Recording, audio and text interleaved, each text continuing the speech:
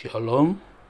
Matius 1:23, sesungguhnya anak darah itu akan mengandung dan melahirkan seorang anak laki-laki, dan mereka akan menamakan dia Immanuel, yang berarti Allah menyertai kita. Saudara yang dikasihi oleh Tuhan Yesus Kristus, ketika kita menjadi orang yang percaya kepada Tuhan, salah satu hal yang kita terima adalah penyertaan Tuhan.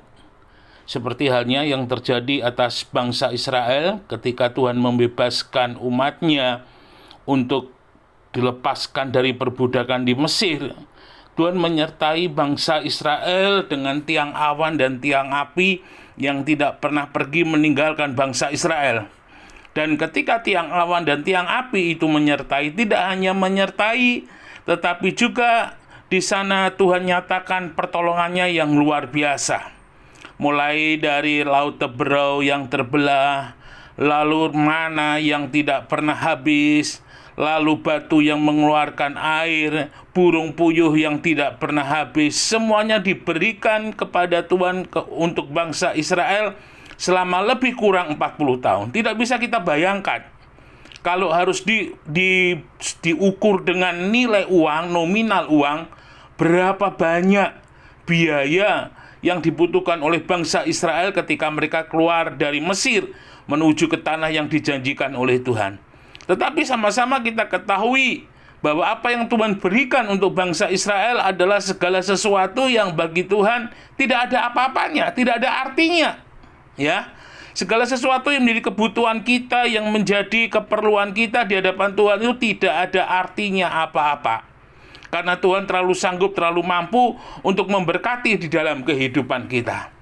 Kita ingat satu kisah di dalam kitab Kejadian 26. Bagaimana penyertaan Tuhan itu berkatnya tidak pernah mengenal musim. Yang dialami oleh Ishak ketika berada di Gerar. Ishak justru mengalami kelimpahan ketika di Gerar sedang mengalami paceklik. Di Gerar sedang mengalami musim yang kering. Dan juga kita sama-sama melihat bagaimana Tuhan menyertai dalam kehidupan Ayub. Seperti yang dikatakan Ayub 1 ayat yang ke-10. Tuhan tidak hanya menjadi pagar yang mengelilingi Ayub dan keluarganya dan segala yang dimilikinya. Tetapi Tuhan membuat apa yang dipunyai oleh Ayub itu diberkati. Sehingga apa yang dimiliki oleh Ayub, ternaknya, perkebunannya, pertaniannya, semuanya diberkati oleh Tuhan. Ya, lalu kemudian kita juga ingat pengalaman daripada janda yang ada di Sarfat. Ketika janda ini berani memberikan minyak yang sedikit, tepung yang sedikit menjadi adonan roti, lalu diberikan kepada Elia. Janda ini menikmati pemeliharaan Tuhan kurang lebih 3,5 tahun. Selama masa musim kering itu Tuhan pelihara, di mana minyak itu tidak pernah habis, tepung itu tidak pernah habis, untuk selalu memberikan, mencukupkan apa yang menjadi kebutuhan janda yang ada di Sarfat ini beserta dengan anaknya dan juga Elia. Lalu kemudian yang berikut, di dalam Ulangan 7 ayat yang ke-15, Tuhan akan menjauhkan segala penyakit darimu. Dalam kitab Injil, ya, yang disebut sebagai Evangelion. Injil itu adalah Evangelion, kabar sukacita yang besar sekali, yang diperbuat oleh Yesus dengan begitu banyaknya sampai-sampai Lukas mengatakan kalau ditulis itu tidak ada satu buku yang mencukupi untuk menceritakan, mengisahkan apa yang diperbuat oleh Yesus. Dalam kaitannya dengan mujizat-mujizat yang dibuat oleh Yesus dari segala macam sakit, penyakit. Ya, kalau boleh saya katakan penyakit menaun, penyakit yang berat, penyakit yang sulit, penyakit yang tidak dapat disembuhkan. Ketika semuanya dibawa kepada Yesus, maka penyakit itu semua dilalukan.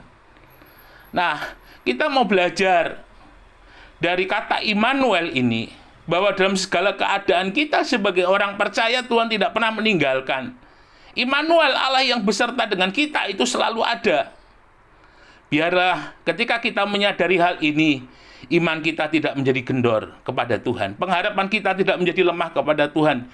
Justru semakin membawa kita kuat, semakin membawa kita dekat. Sadrah, Mesakh, dan Abednego ketika diperhadapkan dengan dapur api, iman pengharapannya kepada Tuhan justru semakin kuat. Dan kita melihat dari balik dapur api yang menyala-nyala begitu panas, Sadrak, Mesak, dan Abednego diangkat, dimuliakan oleh Tuhan.